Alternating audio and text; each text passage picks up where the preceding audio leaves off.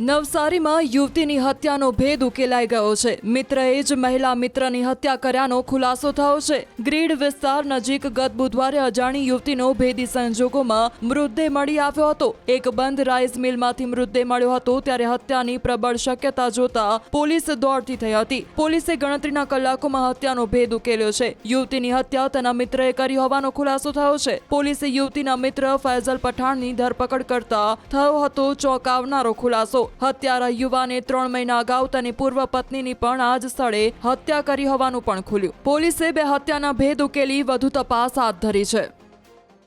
29 ઓક્ટોબરના બપોરના સમયે લગભગ 12-12:30 વાગે નવસારી ગ્રીડ વિસ્તારમાં બાજુમાં બંધ પડી રહેલ આશા રાઈસ મિલના ગ્રાઉન્ડ ફ્લોર ઉપર એક મહિલાની લગભગ 35 થી 40 વર્ષ ઉંમરની મહિલાની શબ પડેલું હતું તેવી માહિતી પોલીસને મળેલી હતી।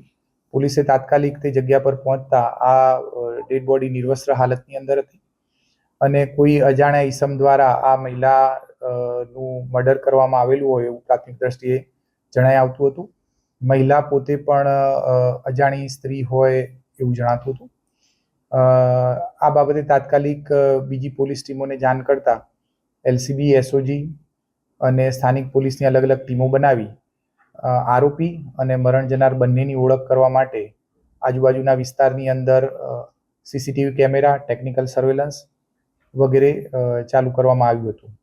જે દરમિયાન હ્યુમન ઇન્ટેલિજન્સથી આ મર્ડર કરનાર આરોપીની ઓળખ થઈ હતી અને જે આરોપીને ખૂબ જ ટૂંકા સમયની અંદર પોલીસ દ્વારા હસ્તગત કરવામાં આવેલો હતો।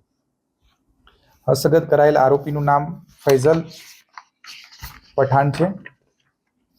તેઓ છૂટક મજૂરીનું કામ કરે છે અને તેની પૂછપરછ કરતા આ જે મરણ જનાર મહિલા છે એને પોતે રિયા તરીકે ઓળખતો હતો અને છેલ્લા 1 વર્ષથી એની સાથે સંપર્કમાં હતો। તેઓ એકબીજાને અવારનવાર મળતા હતા અને આ બનાવની રાત્રિએ પૈસા બાબતે બંનેને ઝઘડો થયો હતો અને જે ઝઘડા દરમિયાન આરોપીએ મરણ જનારને મોઢા અને પીઠના ભાગે માર મારી અને એની હત્યા કરેલી હતી।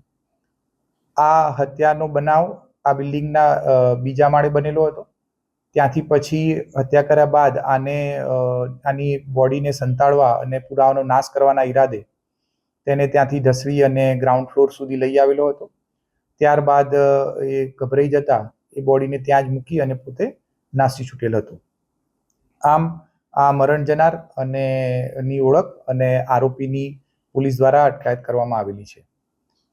આ ઉપરાંત આ આરોપીની પૂછપરછ દરમિયાન આજથી લગભગ 3 માસ જેટલા સમય અગાઉ તેની પત્ની નામે સુહાના સાથે એને છૂટાછેડા થયેલા હતા અને છૂટાછેડા થયા બાદ તેને એકબીજાના ચારિત્ર પર શંકાના આધારે તેમના છૂટાછેડા થયા હતા અને એના બાદ પણ એને એ બાબતનું એની પ્રત્યે ગ્રીવન્સ રહી જતા આ જ ઓટો રાઈસ મિલના ધાબા ઉપર એક વખત એ લોકો મળી અને એ બાબતે ઝઘડો થયેલો હતો। જે ઝઘડા દરમિયાન આ આરોપીએ તેની પત્નીને ધક્કો મારી અને નીચે પાડી દીધેલ હતું।